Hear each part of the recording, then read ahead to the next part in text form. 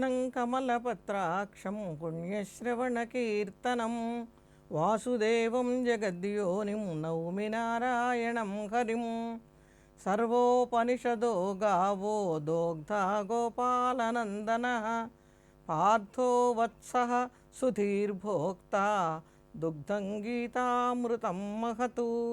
Gita సుగీతా కర్తవ్యా కిమన్యై శాస్త్రవిస్తరైః yeah స్వయం పద్మనాభస్య ముఖపద్మాద్వినిసృతా.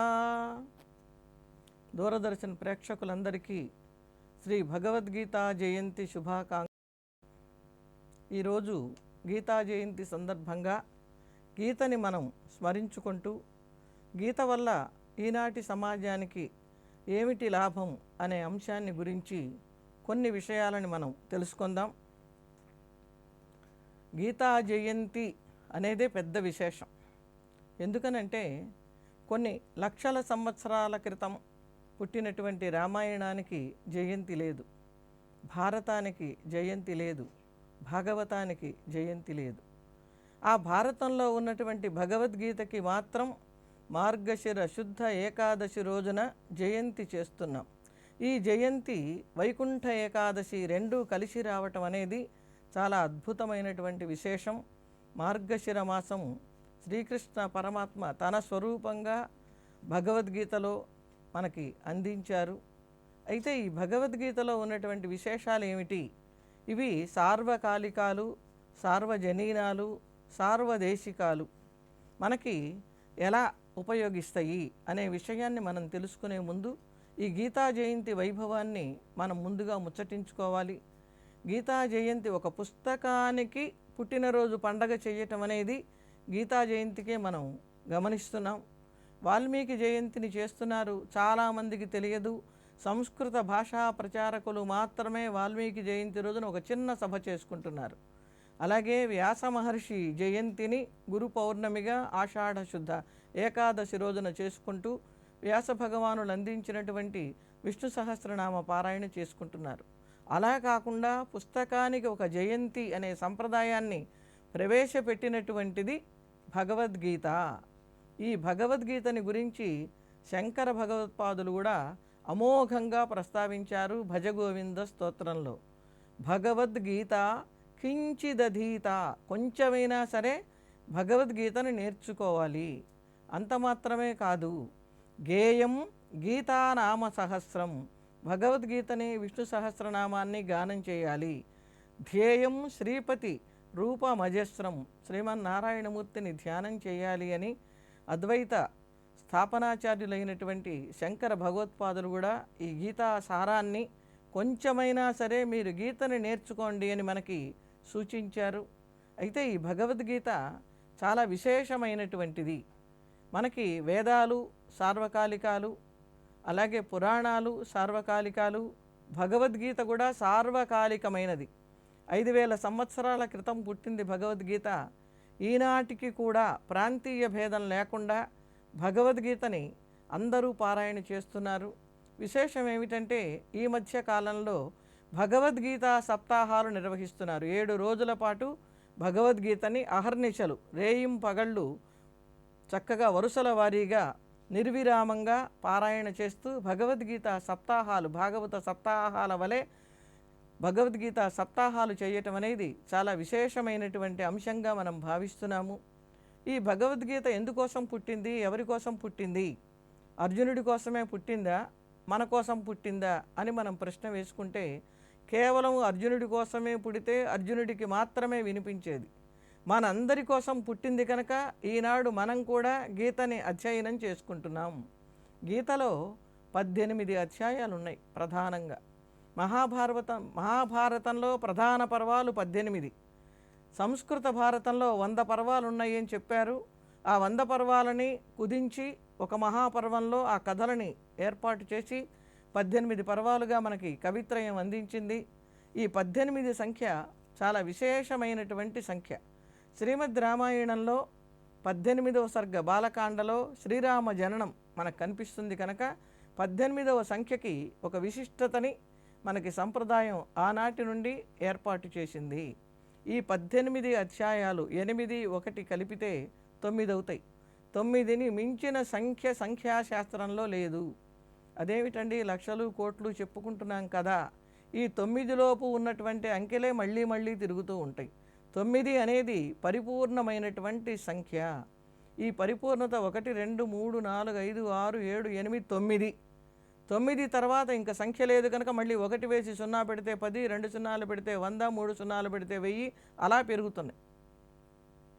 అలా 18 అధ్యాయాలలో ఒక్కొక్క అధ్యాయానికి ఒక్కొక్క పేరుతోటి ఈ భగవద్గీత వెలిసింది. ఎక్కడ వెలిసింది భగవద్గీత? కురుక్షేత్ర రణరంగంలో పుట్టింది. అంటే మానవ జీవితమే ఒక రణరంగం. మనకి అనేక విధాలైనటువంటి కష్ట నష్టాలు వస్తూ ఉంటాయి. ఆ కష్టాలే శత్రువులు.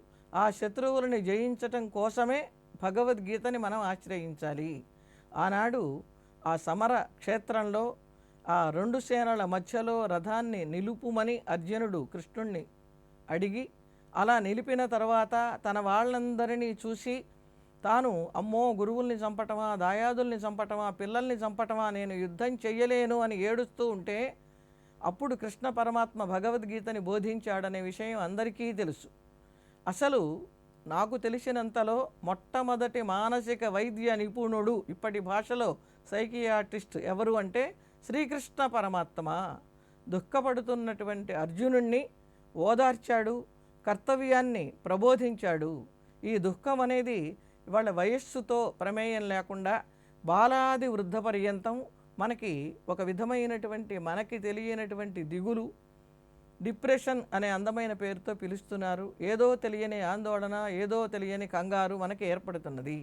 ఈ కంగారు నుంచి మనం విజయం పొందాలి అంటే మనం భగవద్గీతను ఆశ్రయించాలి. ఈ కంగారు అనేది ఆనాడు అర్జునుడికి మాత్రమే కాదు, ఆనాడు అర్జునుడికి ఒక్కడికే వస్తే ఈనాడు అందరినీ ఆవరించింది. కనుక ఈనాటికి కూడా భగవద్గీత ప్రయోజనం ఏమిటి అంటే ఆ భగవద్గీతని కనుక మనం చదువుకుంటే మనకి ఈ మానసికమైనటువంటి దౌర్బల్యం పోతుంది. శరీరము, మనస్సు, బుద్ధి మనకి ప్రధానమైనటువంటివి. మనకి శరీరానికి రోగం వస్తే బుద్ధి బలంగా ఉంటే, మనస్సు కూడా గట్టిగా ఉంటే ఆ బాధ మనకి మనస్సు దాకా రానివ్వదు. అలా కాకుండా అసలు మనస్సుకే వ్యాధి వస్తే ఉన్నటువంటి శరీరంలో బలమంతా పోయి నిర్బలమైపోతాం, దుర్బలులమైపోతాము, బలహీనులమైపోతాం. అదే పరిస్థితి ఆనాడు అర్జునుడికి కలిగితే క్షుద్రం హృదయ దౌర్బల్యం త్యక్తోత్తిష్ట పరంతప అన్నాడు శ్రీకృష్ణ భగవానుడు.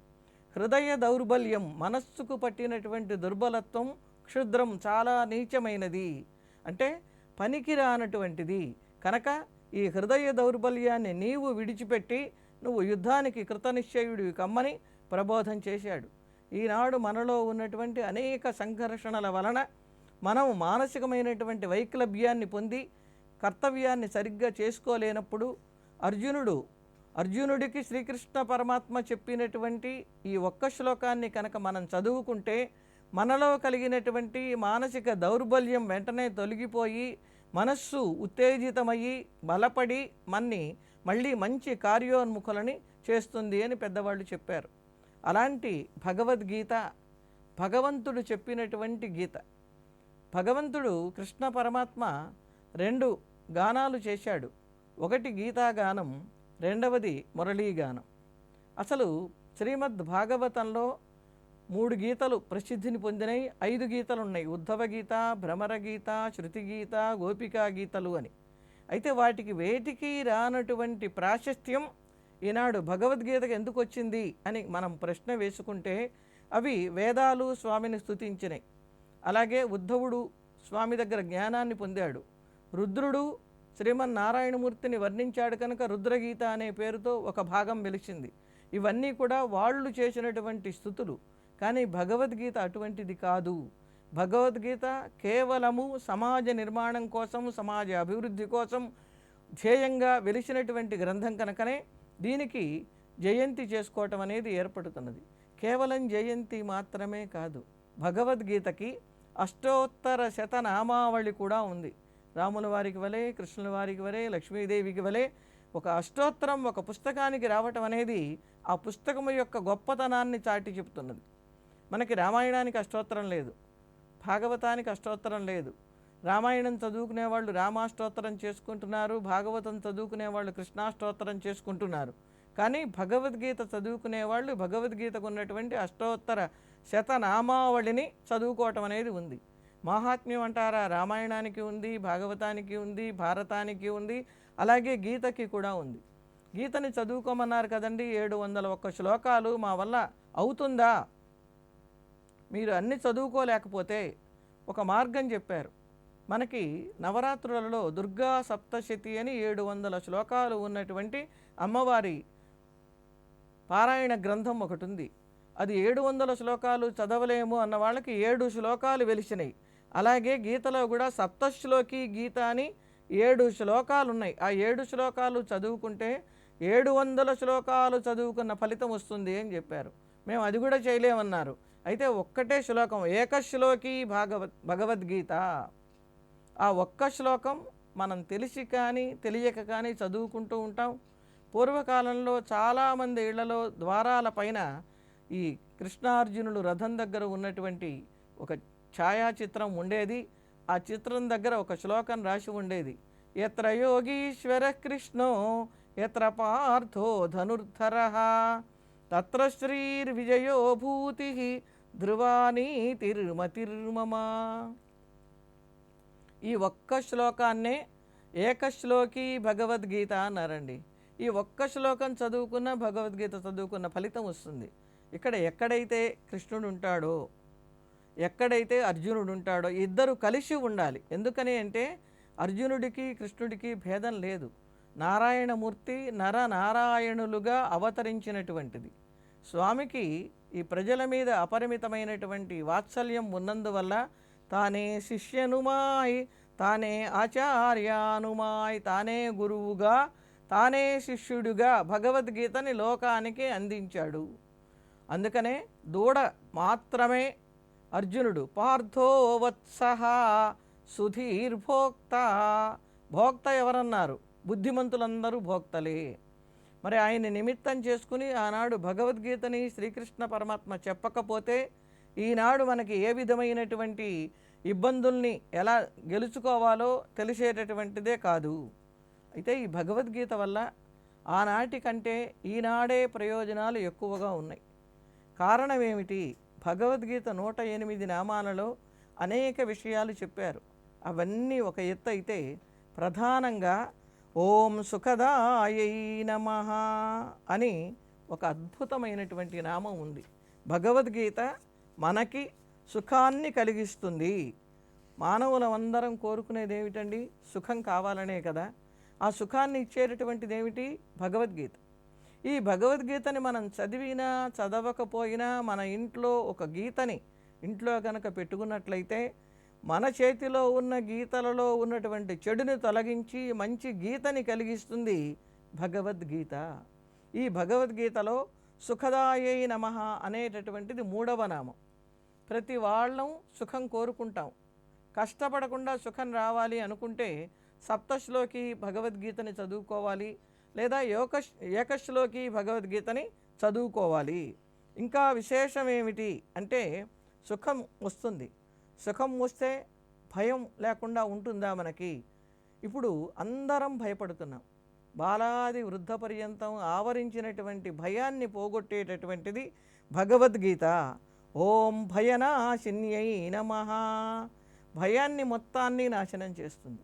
ఈ భయం అనేది అందరికీ ఒకే విధంగా ఉంటుందా అంటే అందరికీ ఒకే విధంగా భయం ఉండదు. చదువుకునే వాళ్ళకి మార్కులు తక్కువ వస్తాయేమోనని భయం, చదువుకుని డిగ్రీలు పొందిన వాళ్ళకి ఉద్యోగం రాదేమోనని భయం, ఉద్యోగం వచ్చి సంపాదించేటటువంటి వాళ్ళకి ఈ సంపాదనను ఎవరైనా తీసుకుని వెళతారేమో అని భయం, సంతానం లేని వాళ్ళకి సంతానం కలగదేమోనని భయం, కలిగిన సంతానానికి ఏదైనా వస్తుందేమోనని భయం.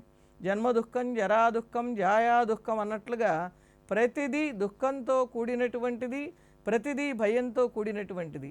ఇలాంటి భయాలు ఏవైనా సరే, ఏ రకమైన భయమైనా సరే నాశనం కావాలి అంటే మనం భగవద్గీతని ఆశ్రయించాలి.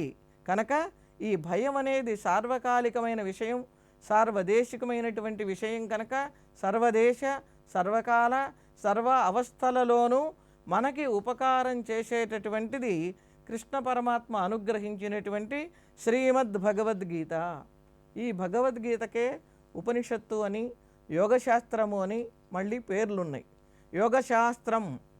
యోగశాస్త్రం అనేది పతంజలి ఒక యోగశాస్త్రాన్ని మనకు అనుగ్రహించాడు. అందులో 8 విధాలైనటువంటి యోగాభ్యాసాలని నేర్పాడు. అలాగే ఈ యోగశాస్త్రంతో పాటు ఉపనిషత్తులు అంటే వేదముల యొక్క భాగములు, చివర భాగములను ఉపనిషత్తులు అంటారు. వేదానికి చివర ఉన్నందువలనే వీటికి వేదాంతము అనేటటువంటి పేరు కూడా వచ్చింది. ఆ ఉపనిషత్తులు కానీ వేదాలు కానీ ఏం చెప్పినయ్యో దాన్నే భగవద్గీత మనకి అందించింది. అసలు కొన్ని మంత్రాలు ఉపనిషత్తుల్లో ఎలా ఉంటాయో అవే మంత్రాలు మళ్ళీ కృష్ణస్వామి ముఖతః భగవద్గీతలో మనకి కనిపిస్తున్నాయి. ఈ భగవద్గీత సందేశం ఏమిస్తున్నది మనకి అంటే, మీరందరూ కూడా భగవద్గీతని ఆశ్రయించండి. పుస్తకం చదవకపోయినా ఇంట్లో పుస్తకం పెట్టుకుందాం. ఈ భగవద్గీత ఉంటే మహిమ చాలా గొప్పది. సామాన్యంగా పుస్తకం ఇంట్లో ఉంటే లాభం ఏమిటి అనే అంశానికి సంస్కృత సాహిత్యంలో ఒక చక్కటి కథ ఉంది. భారవి అని ఒక మహాకవి ఉండేవాడు. ఆ మహాకవి చక్కగా మంచి కవి, పండితుడు. అయితే ఎంత పాండిత్యం ఉన్నా, ఎంతమంది మెచ్చుకుంటున్నప్పటికీ తండ్రి గారు మాత్రం ఆయన్ని మెచ్చుకునేటటువంటి వాడు కాదు. నేను ఇంత గొప్పవాడిని, మా నాన్న నన్ను మెచ్చుకోవటం లేదు, మా నాన్నని చంపేయాలి అనేటటువంటి క్రోధంతో అతను ఒక రోజున సభ నుండి ఇంటికి వచ్చి, పాతకాలం ఇళ్లల్లో మచ్చులుండేవి, ఆ మచ్చు మీద కూర్చున్నాడు ఒక పెద్ద బండరాయి తీసుకుని. సరే తండ్రి వచ్చాడు. ఆ తండ్రి వచ్చిన తర్వాత తండ్రికి భోజనం పెడుతున్నది తల్లి. ఏమండి, మీరు పిల్లవాడిని ఎందుకని మెచ్చుకోవటం లేదు? పిల్లవాడు మీరు మెచ్చుకోవటం లేదని చాలా బాధపడుతున్నాడు అని ఆవిడ కోరింది. తండ్రి పిల్లల్ని మెచ్చుకోకూడదు, మెచ్చుకుంటే వాళ్ళ ఆయుర్దాయం తగ్గిపోతుంది అని సమాధానం చెప్పాడు. అప్పటిదాకా బండ పట్టుకుని నెత్తి మీద వేద్దామని చూస్తున్నటువంటి ఈ భారవికి ఈ మాట వినంగానే ఆ బండరాయి పక్కన పడేసి వచ్చి తండ్రి గారి పాదాలు రెండూ పట్టుకుని పెద్దగా ఏడ్చాడు. నాన్న, మిమ్మల్ని చంపాలని నేను ప్రయత్నం చేశాను, ఆలోచన చేశాను, నన్ను మన్నించండి అని.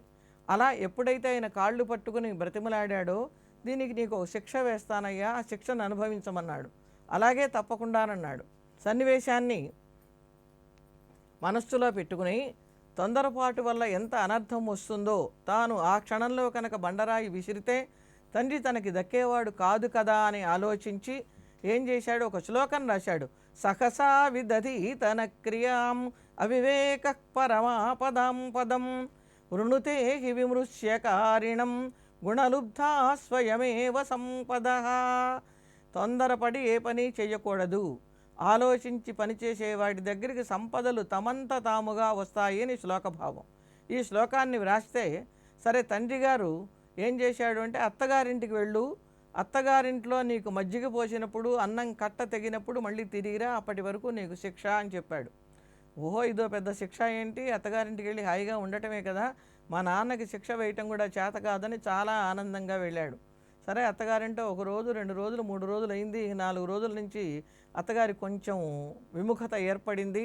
ఆయన ఊరికే కూర్చుంటే ఎలా, అట్లా పశువుని తీసుకెళ్ళి మేపుకురమ్మని మెల్లిమెల్లిగా పనులు చెప్పడం మొదలుపెట్టింది.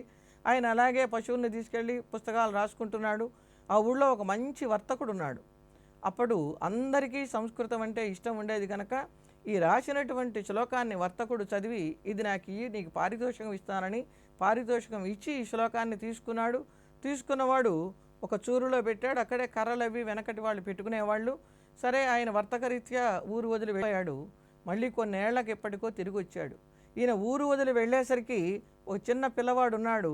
5-6 ఏళ్ళు పై కాలానికి ఆయన వచ్చేసరికి పిల్లవాడు పెద్దవాడైనాడు, మంచి యుక్త వయస్సులో ఉన్నాడు. ఆయన వచ్చేసరికి పిల్లవాడు తల్లి ఒక ఆసనం మీద కూర్చుని మాట్లాడుకుంటున్నారు. అవురవురా, నా భార్య ఇంత నికృష్టాలైందా, నే లేనని చెప్పి పరాయి వాడిని ఇంటికి పిలిపించుకుంది అని అపోహపడి కర్ర తీసుకు కొడదామని ఆ కర్ర లాగాడు. శ్లోకం కింద పడింది.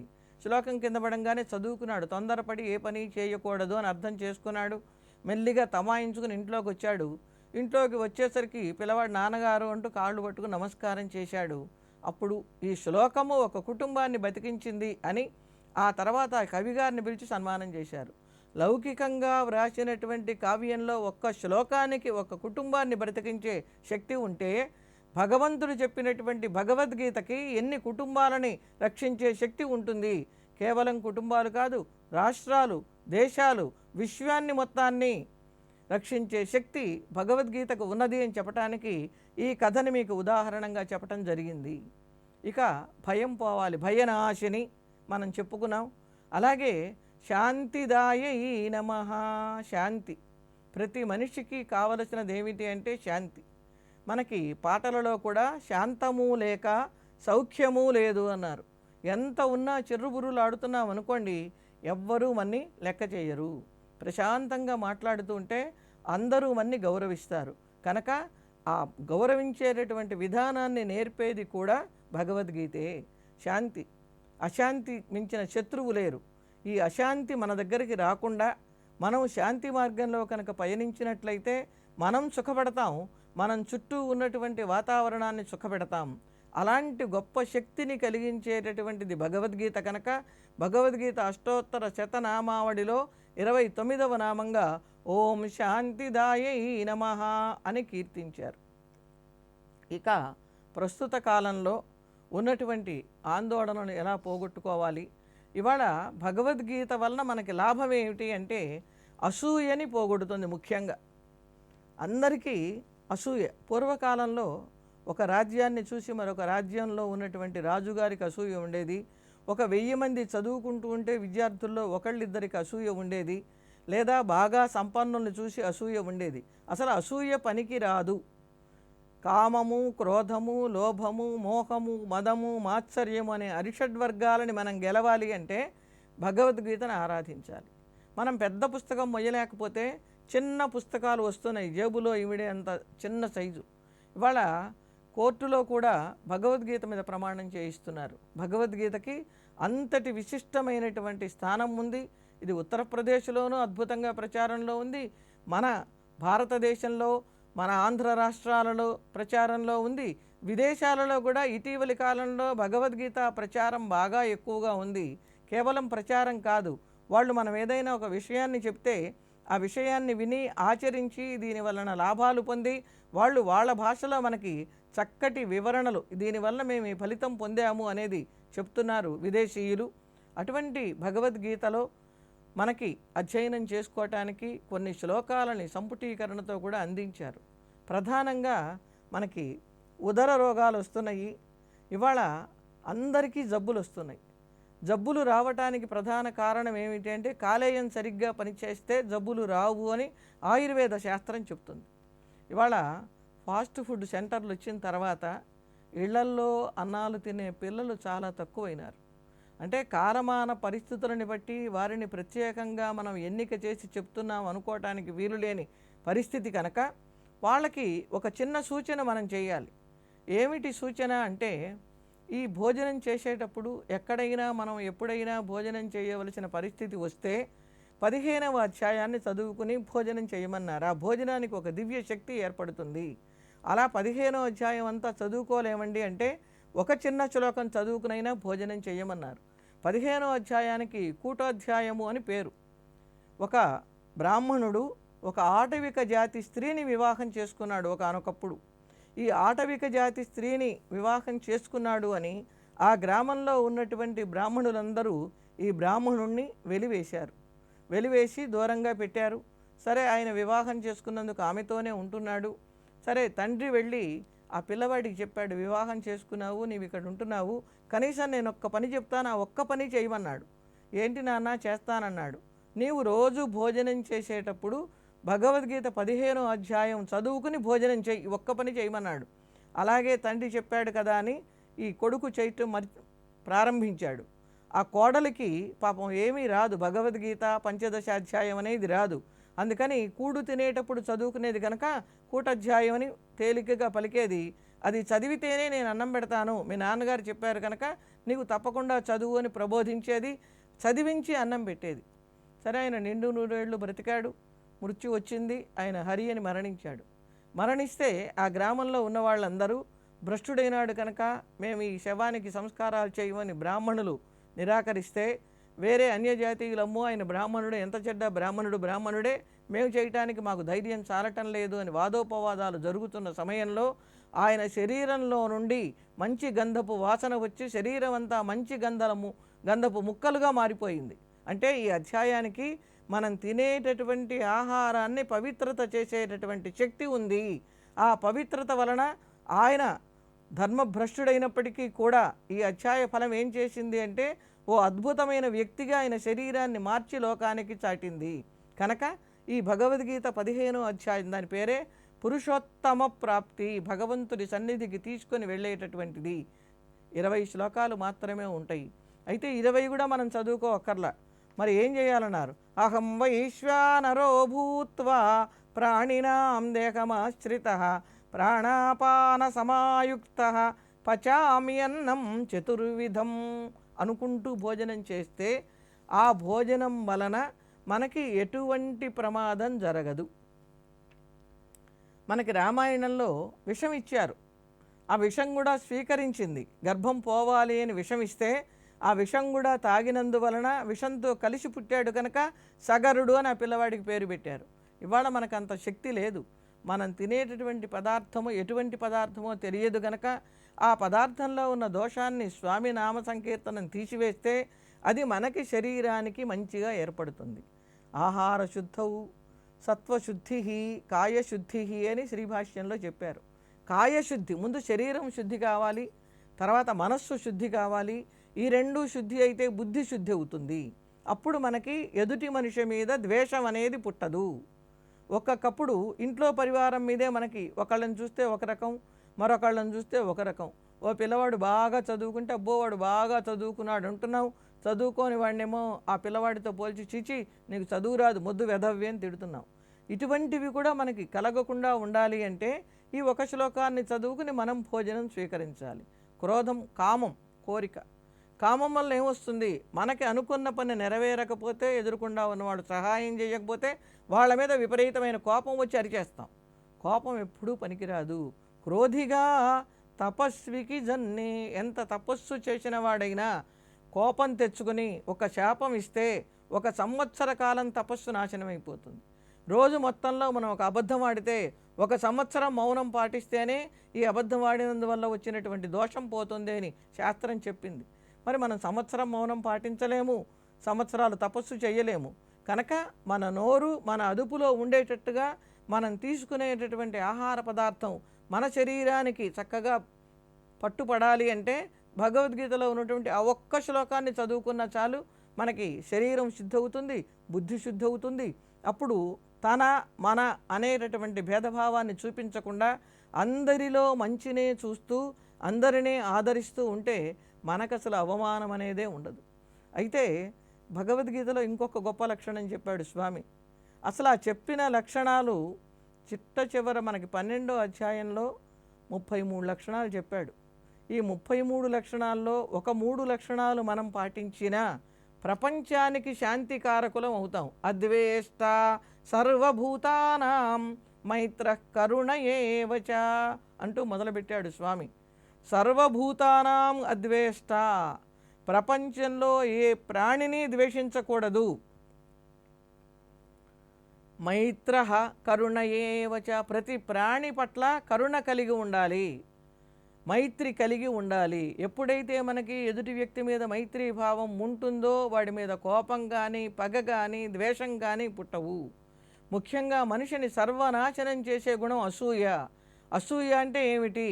ఎదుటి వాళ్ళల్లో ఉన్న గుణాలలో దోషాన్ని వెతికి చూపించటం లేకపోయినా ఆ గుణేషు దోషావిష్కరణం అసూయ అని రామాయణం వ్యాఖ్యానంలో చెప్పారు. ఈ గుణములలో దోషాన్ని వెతికి లేనిదాన్ని అంటగట్టి అసూయాగ్రస్తులం అవుతున్నాము. అలా అసూయని నాశనం చేసేటటువంటి శక్తి మనం ఈనాడు స్మరించుకుంటున్నటువంటి భగవద్గీతకు ఉంది. తర్వాత మాత్సర్యం. ఈ మాత్సర్యం అనేది మహర్షుల మనస్సుల్ని కూడా కలచివేస్తుంది. మహర్షులకు కూడా అప్సరసలు వెళ్ళి తపస్సు చెడగొడితే కోపం వస్తే శాపాలు పెడుతున్నారు. అలా కోపం వలన తాపం, తాపం వలన పాపం వస్తుంది కనుక అసలు కోపాన్నే విడిచిపెట్టమన్నారు. ఆ కోపాన్ని జయించటం మనకి సాధ్యం కాదు కనుక భగవానుడు చెప్పినటువంటి గీతలో మనకి నచ్చినటువంటి 1, 2, 3 శ్లోకాలు చదువుకున్నా ఈ కోపం శాంతించటానికి మనకి ఎంతో అవకాశం ఉంటుంది. ఇక ఇందాక చెప్పుకున్న ఆహార పదార్థాలు శుద్ధి అయితే ఉదర రోగాలు రావు.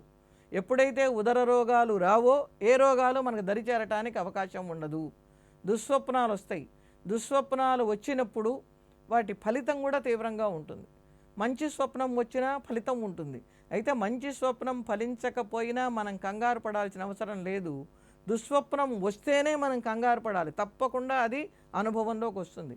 అయితే ఈ స్వప్నాలు కూడా తెల్లవారుజామున వస్తే బాగా వేగంగా తొందరగా అనుభవంలోకి వస్తాయి. రాత్రి 1వ జాము, 2వ జాము, 3వ జాము, 4వ జాము అని 4 జాములు ఉన్నాయి.